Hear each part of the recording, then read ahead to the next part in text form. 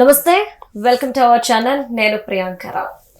అఖండ cinema release అయ్యి 2 days అయింది. Collections ఎంత వచ్చాయి అండ్ ఎందుకు అఖండ సినిమా రిలీజ్ అవ్వడానికి ఇన్ని ఆటంకాలు వచ్చాయి? తర్వాత అఖండ సినిమా రిలీజ్ అయిన తర్వాత కొంతమంది పాజిటివ్ టాక్ ఇస్తున్నారు, కొంతమంది నెగిటివ్ టాక్ ఇస్తున్నారు. అసలు ఓవరాల్గా సినిమా ఎలా అనిపించింది, ఇస్తున్న రేటింగ్ ఎంతవరకు పర్ఫెక్ట్ అనేది మనం డిస్కస్ చేద్దాం. మనతో పాటు డిస్కస్ చేయడానికి ఈరోజు స్టూడియోలో ఉన్నారు మా channel entertainment head and program director Sundar గారు. ఆయనతో మాట్లాడి మరిన్ని విషయాలు తెలుసుకుందాం. నమస్కారం sir. Hi sir. Sir, Akhanda cinema చూసారు కదా, సో అఖండ సినిమా చూసిన వెంటనే మీకు ఏమనిపించింది? అఖండ 2 తాండవం. సో బోయపాటి గారు అలాగే బాలకృష్ణ గారి కాంబినేషను అందరికి తెలిసిందే. ఇది 4వది, హ్యాట్రిక్ దాటింది. డబుల్ హ్యాట్రిక్ కోసం స్టార్టింగ్ అఖండ తాండవం. ఇది చాలా వివాదాల తర్వాత ఫైనాన్షియల్ క్లియరెన్స్ తీసుకోవడానికి టైం పట్టింది. ఫ్యాన్స్ అందరిలో గందరగోళం నెలకొంది. ఇండస్ట్రీలో ఒక హార్ట్ ఆఫ్ ద టాపిక్ అయింది. బాలయ్య చరిత్రలోనే ఫస్ట్ పాన్ ఇండియా సినిమా. ఇట్లాంటి ఆటంకం రావడం అనేది చాలా బాధాకరమైన విషయం. అయితే ఓవరాల్గా ఈ సినిమా 11వ తారీఖు మళ్ళా క్లియరెన్స్ తీసుకొని రివ్యూస్ అని వేయటం జరిగింది. సో ఆ ప్రివ్యూస్ మొత్తంలో చాలా మంది అదే రాత్రికి సంబంధించి చాలా మంది రివ్యూలు అప్పుడప్పుడు ఇచ్చేసారు. మనకున్న టాప్ రివ్యూ రైటర్స్లో చాలామంది రకరకాలైన రివ్యూస్ ఇచ్చారు. అంటే డిఫరెంట్గా ఒకే ఇండస్ట్రీలో అంత సీనియర్స్ అని చెప్పుకునే వాళ్ళు డిఫరెంట్గా ఇచ్చారు. సో మనం ఎందుకు ఆగామంటే, అందరితో పాటు మీడియా మిత్రులతో మనం కూడా ఐమాక్స్లో సినిమా చూసిన తర్వాత ఇప్పటివరకు ఎందుకు ఆగామంటే, కేవలం రివ్యూ రైటర్స్ పాయింట్ ఆఫ్ వ్యూనే కాకుండా ఇక్కడ ప్రేక్షకులకు సంబంధించి ప్రేక్షకుల్లో ఎటువంటి నార్మల్ ప్రేక్షకులు ఫ్యాన్స్ తర్వాత రివ్యూ రైటర్స్ వాళ్ళ ఉద్దేశాలు చెప్తారు, కానీ నార్మల్ ప్రేక్షకులు ఏ విధంగా రిసీవ్ చేసుకుంటారు ఈ సినిమా గురించి అనేది ఇప్పటివరకు ఆగామన్నమాట. అయితే ఈ అఖండ విషయానికి వస్తే, యాక్చువల్గా ఈ సినిమా బోయపాటి బాలయ్య గారి కాంబినేషన్ అనేది అందరికి తెలిసిందే. హ్యాట్రిక్ కొట్టారు. తర్వాత ఇది 4వ సినిమా. దీనికి సంబంధించి డబుల్ హ్యాట్రిక్ కోసం అది స్టార్టింగ్ లాగా భావించారు. సో ఆటంకం తర్వాత రిలీజ్ అయిన తర్వాత ఆ సినిమా మనం చూసుకుంటే వాళ్ళ కాంబినేషన్లో ఇది రెగ్యులర్ ఫార్మాటే, అందరికీ తెలిసిందే. యాక్చువల్గా బోయపాటి అనగానే ఓవరాల్గా బాలయ్య కాంబినేషన్లో హై వోల్టేజ్ మూవీస్ ఉంటాయి ఆయనకి. రెండోది ఏంటంటే రెగ్యులర్ ప్యాటర్న్. దట్ మీన్స్ ఏంటంటే రెగ్యులర్ ప్యాటర్న్లో ఒక చిన్న బాలయ్య ఉంటాడు. ఆ చిన్న బాలయ్య కంటిన్యూగా ఫస్ట్ హాఫ్ అంతా కొన్ని యాక్షన్ సీన్స్ పెట్టుకుంటారు, పంచ్ డైలాగులు పెట్టుకుంటారు. ఆ పంచ్ డైలాగుల తర్వాత చక్కగా ఇల్లంతా కళకళలాడుతూ ఒక గ్రూప్ అంతా ఒక బొమ్మరిల్ లాంటి ఇల్లు ఉంటుంది. వాళ్ళు ఏదో దండలు కడతా ఉంటారు, ఆవకాయలు కలుపుతూ ఉంటారు, రకరకాలైన ప్యాక్ లాగా అయిపోతూ ఉంటుంది ఇల్లు. సో దాని తర్వాత ఇంటర్వెల్కి ముందు అంటే ఈలోపు ఒకలాంటి దాన్ని ఏమంటారు ఐటమ్ సాంగ్, స్పెషల్ సాంగ్, లేకపోతే హీరోయిన్తోనే స్పెషల్ సాంగ్ అలాంటి ఒక సాంగ్, ఒక ఫైట్, ఒక పంచ్ డైలాగులు కరెక్ట్గా ఇంటర్వెల్కి వచ్చే టయానికి పెద్ద బాలయ్య ఎంట్రన్స్. ఇది కంటిన్యూగా సింహ దగ్గర నుంచి జరుగుతున్న ప్యాటర్న్ కంపల్సరీగా ఈ సినిమాలో కూడా అదే ఉంది. సో ఓవరాల్గా చూస్తే ఆ సినిమాకి సంబంధించిన దాంట్లో పతన అంటే సినిమా స్టార్ట్ అవుతుంటేనే ఫస్ట్ అఖండ వాళ్ళు చూసిన వాళ్ళకి ఈ సెకండ్ అఖండ కనెక్ట్ అవ్వాలి అంటే ఫస్ట్ అఖండ చూసి ఉండాలి. అవును సార్. ఎందుకంటే ఈ చిన్నపిల్లకి మాట ఇచ్చినప్పుడు ఆపద వచ్చినప్పుడు మళ్ళీ నన్ను తలుచుకోమా వస్తాను అంటారు కదా. సో అక్కడి నుంచి ప్రారంభం అవుతుంది అనమాట. ఆ తర్వాత కంటిన్యూగా కథ సాగుతూ ఉంటుంది. ఫస్ట్ హాఫ్ అంటే అఖండ చూసినప్పుడు థియేటర్లో అందరికీ గూస్ బంప్స్ వచ్చినాయి. అరే నిజంగా శివుడు వచ్చేసాడేమో, బాలయ్యని చూస్తే శివుడిని చూసిన ఫీలింగ్ కలిగింది. సో సెకండ్ హాఫ్లో ఆ ఫీల్ లేదు. అంటే అఖండ 2 తాండవంలో ఆ ఫీల్ మిస్ అయింది అని చెప్పేసి చాలా మంది అంటున్నారు. సేమ్ ఫీలింగ్ మీకు కూడా కలిగిందా? నో, అంటే ఇక్కడ 2 ఉన్నాయి. దాంట్లో ఏంటంటే శివతత్వానికి సంబంధించిన దాంట్లో టచ్ చేసి వదిలేరు, దీంట్లో పూర్తిగా ఓన్ చేసుకున్నారు. యాక్చువల్గా ఏంటంటే భగవంతుడు అనే దాని మీద కాన్సెప్ట్ తీసుకున్నప్పుడు డైరెక్ట్ దాంట్లో ఏంటి భగవంతుని టచ్ చేసి దీంట్లో అసలు డైరెక్ట్ భగవంతుని దించేశారు, శివుడిని దించేశారు. దాంట్లో శివుని టచ్ చేశారు, దీంట్లో శివుని దించేశారు యాక్చువల్గా డైరెక్ట్గా. సో దీంట్లో ఆయన తీసుకున్న నేపథ్యం ఓవరాల్గా రెగ్యులర్గా బాలమురళీకృష్ణ ఎమ్మెల్యేకి సంబంధించిన కథను నడిపిస్తూనే, అయితే ఎప్పుడైతే ప్రజ్ఞా జైస్వాల్ ఉంది కదా, తను చనిపోయిన తర్వాత ఈ పాపను ఎవరినైతే తన చేతుల్లో పెట్టి చనిపోయిన తర్వాత ఆ కంటిన్యూ అవుతున్న కథలో ఎప్పుడైతే ఈ అసలు కుటుంబానికి దూరంగా ఉన్న పెద్ద బాలయ్య అంటే రుద్ర, ఆయన అక్కడికి వెళ్ళి అంతా సమర్పించేసుకొని అక్కడ హిమాలయాల్లో మాత్రమే ఉండటం, ఆయన కంటిన్యూగా వెళ్తాం. అయితే మీరు అడిగిన ప్రశ్నకి అప్పటికి ఇప్పుడున్న ఫీల్ ఉందంటే దానికి యాక్చువల్గా ఏంటంటే కమర్షియల్ ఎలిమెంట్స్ జోడించడం వల్ల మిక్స్డ్ టాక్ వస్తుంది దీంట్లో. మిక్స్డ్ టాక్, కమర్షియల్ ఎలిమెంట్స్ అంటే టూ మచ్ ఫైట్స్, తర్వాత ఓవర్ ఎక్స్పెక్టేషన్స్ మించి దానికంటే ఎక్కువ చేయాలనుకున్నారో ఏమో కానీ కథ ఇక్కడ ఒకటి ఉంది ఏంటంటే, మామూలుగా ఈ ఫైట్స్ కానీ చేసి డైరెక్ట్గా ఉంటేనేమో బాలయ్య ట్రోల్కి గురయ్యేవాళ్ళు. సో బాగా ఖచ్చితంగా ట్రోల్కి గురయ్యేవాడు. కానీ అక్కడ ఏంటంటే చాలా మందికి లోతైన అంశం ఏంటంటే అర్థం చేసుకోవాలి. రెగ్యులర్గా చాలా మంది ట్రోల్ చేస్తుంది అంటే దిష్టి తీసే ఒక షాట్, తర్వాత ఇలాగా దాన్ని ఏమంటారు మిషన్ అన్న విషయాలు ఏంటంటే, అంటే అక్కడ అర్థం ఏంటంటే బాలయ్య కాదు అక్కడ, సాక్షాత్ శివుడే దాన్ని నడిపిస్తున్నాడు అనేది అంటే సాధ్యం. కొంతమంది కూడా ఆదిని విలన్ని అటు బండకేసి బాధినట్టు ఇలా ఇలా తర్వాత బతుకున్నాడు లేదని చెప్పేసి గుండె దగ్గరికి వెళ్ళి పెట్టడం, చాలా మంది దీన్ని అలా చేయటం ఏంటి అని అంటే దాంట్లో భగవంతుడికి ఏదైనా సాధ్యం. అప్పుడు ఆయన ఆల్రెడీ దాంట్లో చూపిస్తాడు. గద బట్టి కొట్టేటప్పుడు బాలకృష్ణ గారిలో నుంచి అట్లా డైరెక్ట్ గా ఆంజనేయ స్వామి పూనేడు అనుకోవడానికి. నాకు ఆ షాట్ చాలా బాగా నచ్చింది సార్. ఎందుకంటే ఆకాశంలోకి వెళ్ళిన తర్వాత బాలయ్య బాబుని ఆంజనేయ స్వామి రూపంలో చూపించడం, తర్వాత వెనకాతలు కూడా చూపించడం, అది చాలా బాగా అనిపించింది సార్.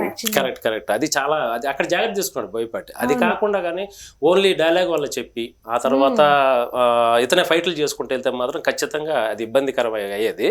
అలాగే శివుడు తర్వాత ఎప్పుడైతే వాళ్ళ అమ్మగారు చనిపోయి శివైక్యం అయిపోయిన తర్వాత శివుడు బాలయ్య అలా నడుస్తూ, అసలు రానివాడు బాలయ్య వచ్చాడని మనందరం ఫస్ట్ అనుకుంటాం. ఆయన రుద్ర వచ్చాడా తలకొరుగు పెట్టడానికి అనే సిచ్యువేషన్ వస్తున్నప్పుడు అందరు చూస్తున్నప్పుడు బోయపాటి తీసుకున్న అతి జాగ్రత్త అయిన అంశం, చాలా ఇంటెలిజెంట్ సంబంధించిన చక్కటి షాట్ అది. తర్వాత శివుడు వచ్చి మాట్లాడి ఆమెను చేయటం అంటే కన్విన్సింగ్ గా ఉందన్నమాట షాట్ అట్లాగా. సో దానికి దీనికి ఆ డిఫరెన్స్ ఉంది. అంటే నాకు ఫస్ట్ థియేటర్ లో నేను మూవీ చూస్తున్నప్పుడు అఖండ వచ్చింది, ఎక్కడో హిమాలయాలో ఉన్న అఖండ ఇంత షార్ట్ టైం లో ఎలా వచ్చారు అన్న థాట్ లోకి అందరూ వెళ్ళిపోయారు. బట్ శివుడు అనగానే ఓకే అని, బట్ ఒక మెసేజ్ ఇచ్చినట్టు కూడా ఈ సీన్ వల్ల అని అనిపిస్తుంది. మీకేం అనిపిస్తుంది సార్? మెసేజ్ అంటే దీంట్లో రెండు ఉన్నాయి ప్రియాంక. ఒకటి మెసేజ్ ఇవ్వటంలో వాళ్ళు ముందుగానే సనాతన ధర్మం గురించి పాయింట్ తీసుకున్నారు. సనాతన ధర్మంలో ఆల్రెడీ చైనాకి సంబంధించిన బ్యాక్ డ్రాప్ లో వాళ్ళు ఈ దేశాన్ని గురించి ఎట్లా చేస్తున్నారు, మన దేశాన్ని కాపాడుకోవడానికి. అందుకే అంటాడు కదా, ఇప్పుడు యాక్చువల్గా మాది ధర్మం, ఇప్పుడు సైనికులది డ్యూటీ అవ్వచ్చు కానీ వీళ్ళది మాత్రం ధర్మం అని చెప్తాడు. సో దాన్ని వాళ్ళు ఆ కాన్సెప్ట్ తీసుకున్నప్పుడు ధర్మాన్ని కాపాడాలి. అయితే ఇక్కడ చిన్న మైనస్ ఏంటంటే దీంట్లో జరిగిన సెకండ్ హాఫ్ లో జరిగేది ఏంటంటే క్లాస్ ఎక్కువ అయిపోయింది. ఇప్పుడు వాళ్ళకి ఏంటంటే ఎట్లా ఉందంటే ఒక ఫైట్ చేసేసి మళ్ళీ కాసేపు ఎదురుగా నుంచొని ఫ్రేమ్ ఎదురుగా నుంచి నలుగురిని ఎదురుగా పెట్టుకొని క్లాస్ వేయకటం అనమాట. మరి ఆ సెల్ ఫోన్ కంపేర్ చేసిన అయితే శివుడు దేవుడు ఉంటే ఇట్లా ఎందుకు జరిగింది మాకు అని వాళ్ళందరూ అడుగుతున్నప్పుడు, సామాన్లు అడుగుతున్నప్పుడు ఈ సెల్ ఫోన్ కంపారిజేషన్లు అవన్నీ ఏంటంటే సిల్లీగా రైటర్ ఇంకా డెప్త్గా వెళ్ళి కన్విన్సింగ్గా పట్టుకుని ఉంటే షార్ట్ని ఆ డైలాగ్స్ చెప్తున్నప్పుడు ఆ ఎదుర్కొన్న ఆడియన్స్ మన థియేటర్లో కూర్చున్న ఆడియన్స్ కనెక్ట్ అయిపోవాలి. అలా కాకుండా ఏదో పైన రాసేసి ఏదో మనం రెగ్యులర్గా దొరికే పదాలు దొరుకుతాయి కదా బయట, ఏదో రీల్స్లో దొరుకుతాయి చూడండి, ఆ టైప్లో. ఎందుకంటే అది ముఖ్యమైన షాట్. మూసివేయబడిన శివాలయాన్ని ఆయన తెలిసి మామూలుగా ఓవరాల్గా అంతా వాళ్ళతో పాటు ఉన్నప్పుడు ఆయన క్లాస్ ఎక్కువ అయిపోతుంది. డైలాగ్ పేజ్ డైలాగ్ చెప్పుకుంటూ వెళ్ళటం, కాసేపు క్లాస్ అయిపోగానే వాళ్ళు ఇంకో ఫైట్, మళ్ళీ ఫైట్ అయిపోగానే ఇంకో క్లాసు, సీక్వెన్స్ ముక్కలుగా చేసుకుంటూ దాన్ని హై వోల్టేజ్లో తీయాలని ఒకే దృక్పథం తప్ప ఎందుకు బాలయ్యతో తప్ప బోయపాటికి వేరే వాళ్ళతో సెట్ అవుతుందని అనిపించింది. ఎందుకంటే బయట వాళ్ళతో చేసిన సినిమాలు ఎలాగే మనం చూసాం కదా, చాలా చేసినాయి, వీళ్ళకి మాత్రమే సెట్ అవుతుంది. సో దానికి ఏంటంటే తమను కూడా ఓకే అంటే దానికి కంటిన్యూ ఎక్కడైతే వాళ్ళ అమ్మగారు కనిపించినప్పుడు ఫస్ట్ అఖండ మ్యూజిక్ దీంట్లో మళ్ళీ కనెక్ట్ చేస్తాం. అది చాలా బాగా అనిపించింది. అంటే ఇది కొత్తగా ట్రై చేద్దాం, సెకండ్ పార్ట్ కదా అలా అనుకోలేదు. యాక్చువల్గా అమ్మగారు కనిపించిన ఆ ఎమోషన్ కనెక్టివిటీని డైరెక్ట్ గా అదే ఎక్కడైతే మ్యూజిక్ తీసుకున్నాడో ఆ స్కోర్ ని ఇక్కడ వాడాడు. అది భలే అంటే తల్లి కొడుకుల ప్రేమకు సంబంధించిన ఆ భావోద్వేగాన్ని దానిలో చూపించగలిగాడు. అది తేడా. అంటే ఫైనల్ గా మీన్స్ సినిమా అయిపోయేటప్పుడు తాండవం అనే పేరు ఎందుకు పెట్టారు అనడానికి ఆ క్లైమాక్స్ ఒక్కటే హైలైట్స్.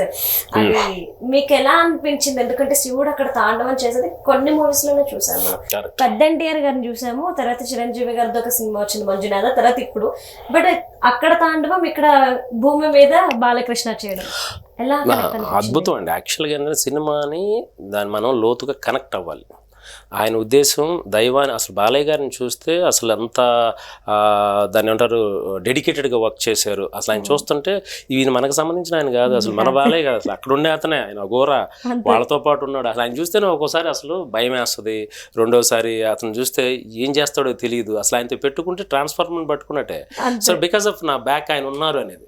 అరే అమ్మ దగ్గరికి వెళ్ళాడు కదా, అన్ని ప్రతి విషయంలో కూడా ఆ పాప వచ్చినప్పుడు కానీ ఎంత స్టేబుల్గా ఎంత రిజర్వ్డ్గా మనిషి, చాలా అసలు ఎక్కడ కూడా ఎక్స్ప్రెషన్ దాటకుండా అసలు అద్భుత. ఆ విషయంలో మాత్రం అసలు ఇక పేరు పెట్టడానికి లేదు. చాలామంది ఏంటంటే మన వాళ్ళకి అలవాటు అయిపోయింది, అసలు వచ్చిరా గ్లిమ్స్ చూసిన దగ్గర నుంచి ట్రోలింగ్స్ మొదలైపోయినాయి. తెలిసి సావదు, ఫస్ట్ ఆఫ్ ఆల్ అది పూర్తిగా తెలియదు. అక్కడ ఏంటి దేవుడు ఆవహించును, అందుకే మనం టైటిల్ పెట్టాం కదా, శివయ్య ఆవహించిన బాలయ్య రుద్రవతాండం అని పెట్టాము. ఆయన ఆవహించున్నాడు. సో ఏదైనా పాసిబుల్ వాడిని అట్లా కొట్టినా, పైకి వెళ్ళి లేపినా, లేకపోతే మిషన్ గన్లు తిప్పేసినా కానీ ఉన్నది భగవంతుడు దాంట్లో ఆవహించి పరకాయ ప్రవేశం అంటారు, అట్లాంటి యాక్టింగ్ చేశారు. సో బాలయ్య గారు సెకండ్ రోల్ మాత్రం నిష్టగా చేశారని చెప్పాలి. తర్వాత ఆయన చూస్తున్నప్పుడు ఒక డెడికేటెడ్గా మనకైతే భక్తిభావం వచ్చేస్తుంది, దండం పెట్టాలరా అనిపించి అంత ఉంటుంది అనమాట. అంత అసలు మరీ ముఖ్యంగా బిగ్ స్క్రీన్లో చూడాలి. బిగ్ స్క్రీన్లో చూస్తున్నప్పుడు గూస్ బంప్స్ వచ్చేస్తాయి, ఎక్స్ట్రాడినరీ ఉంటుంది. ఈ బోయపాటికి సంబంధించిన ప్యాటర్న్ కొంచెం అంటే రెగ్యులర్ ప్యాటర్న్ మారి కొంచెం నేను చెప్పే విధానం కన్విన్సింగ్గా చెప్పగలిగితే సినిమాని చాలా బాగుంది, కొత్తగా ఉంది. ఇప్పుడు హీరో హీరోయిన్లు తర్వాత వీళ్ళ సెలక్షన్స్ కూడా, ఇప్పుడు ఆ పాపను తీసుకున్నారు. ఆ పాప ఏంటి ప్రజ్ఞ జైస్వాల్ బాగా వైట్గా ఉంటుంది కాబట్టి అట్లాంటి కూతురు పుట్టింది ఆ type of north type of తీసుకోవడానిక, లేకపోతే నార్త్ మార్కెట్లో ఈ సినిమా ఉంది కాబట్టి పాన్ ఇండియా కాబట్టి ఈ అమ్మాయి ఆల్రెడీ సల్మాన్ ఖాన్ సినిమాలో యాక్ట్ చేసింది కాబట్టి అమ్మాయికి ఫేమ్ ఉంది కాబట్టి కనెక్ట్ అవుతానికి అమ్మాయిని తీసుకున్నాను. చాలా ఈక్వేషన్లో తీసుకుంటారు కానీ ఎక్స్ప్రెషన్ లేదా అమ్మాయిలో. అవునా, తెలిగిపోయిన బోయపాటి చాలా తెలివిగలవాడు కదా, చేయించుకుంటాడు, అంత కాంప్రమైజ్ అయ్యేవాడు కాదు కదా. అది ఉంటుంది సెలక్షన్లో. సో వాళ్ళ అంటే వాళ్ళ జీన్స్ అట్లాగా ఉంది, ఆ అమ్మాయి నార్త్ నుంచి అనే ఉద్దేశంతో తీసుకుంటే నేను అనుకుంటున్నా. మన కండైఫ్ తీసుకుంటే ఆ టైప్ ఆఫ్ అది రాదనేది అనిపించింది. తర్వాత ఆ అమ్మాయి ఎక్స్ప్రెషన్స్ కొంచెం డల్ ఉన్నాయి.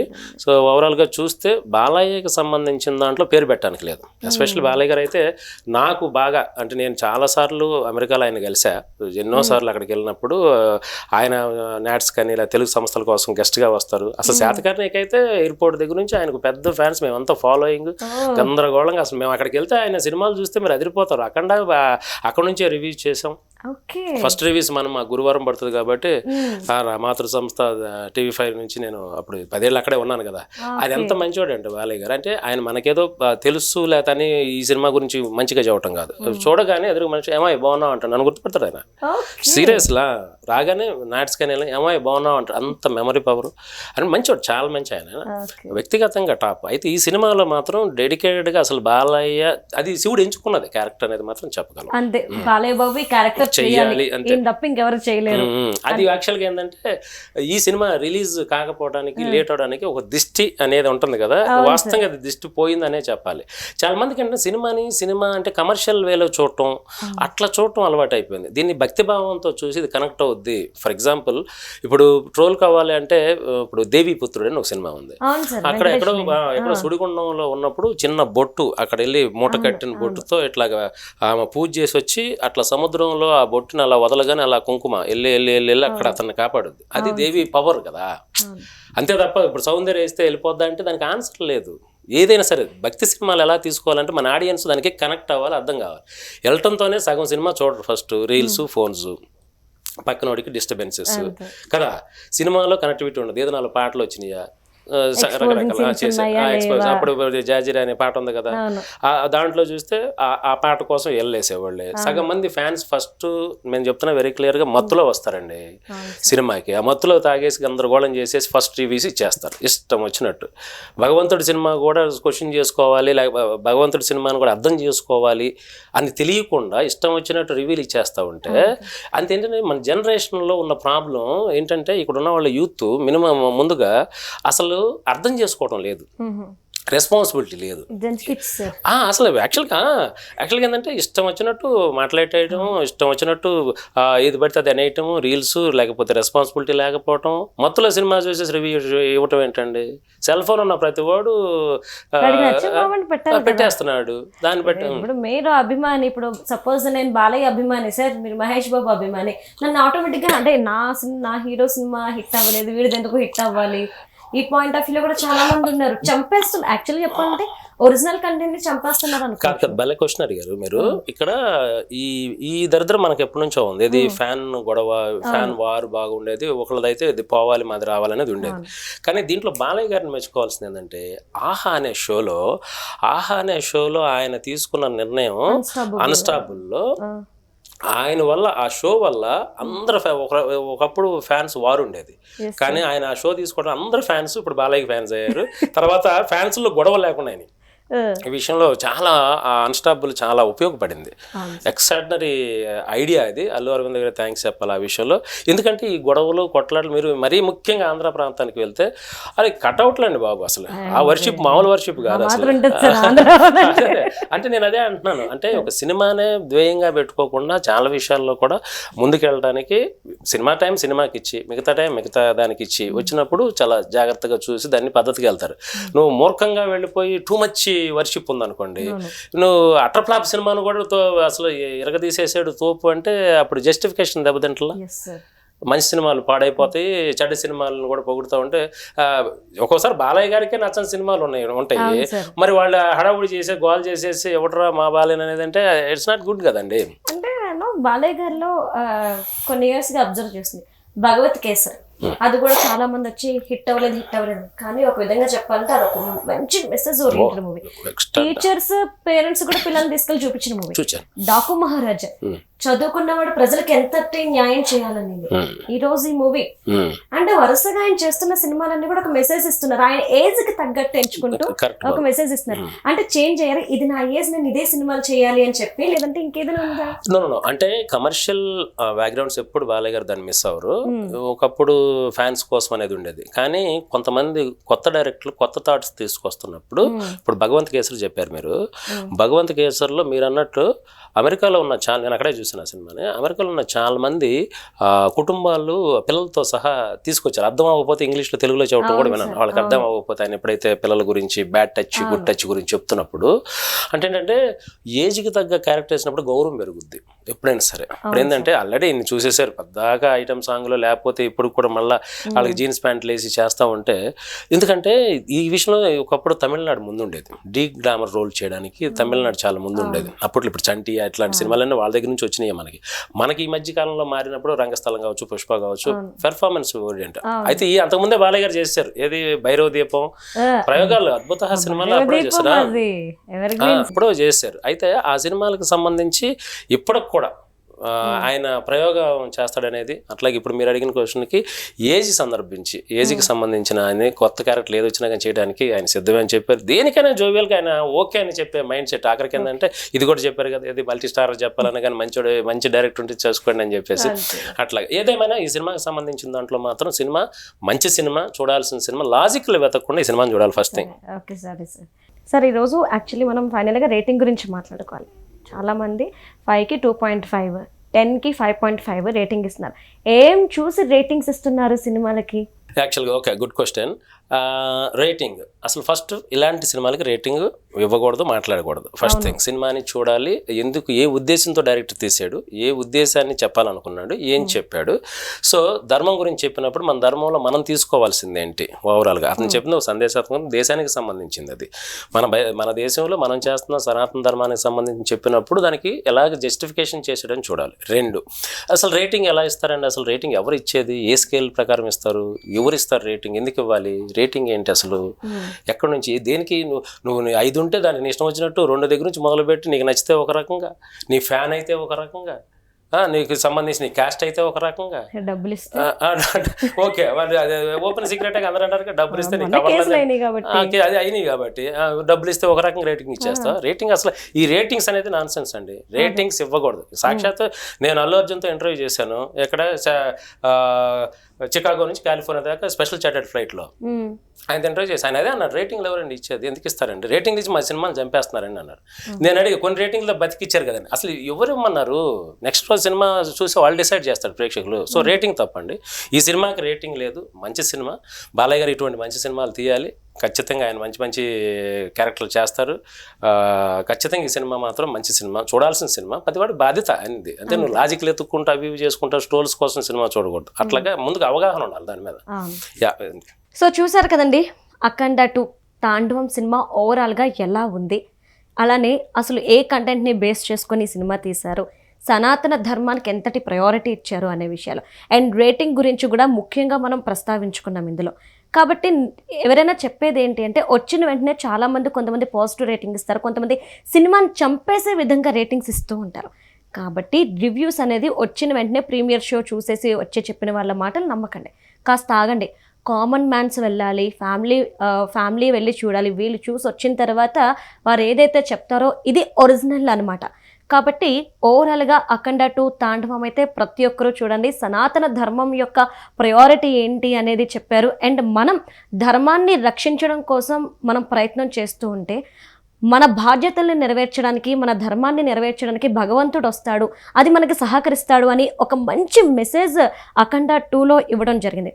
కాబట్టి ఓవరాల్గా ఇది అఖండ 2 తాండవం ఎలా ఉంది ఏంటి అనేది. సో ఎవరైనా చూడని వాళ్ళు ఉంటే చక్కగా వెళ్ళి చూసేసి వచ్చేయండి. Thank you.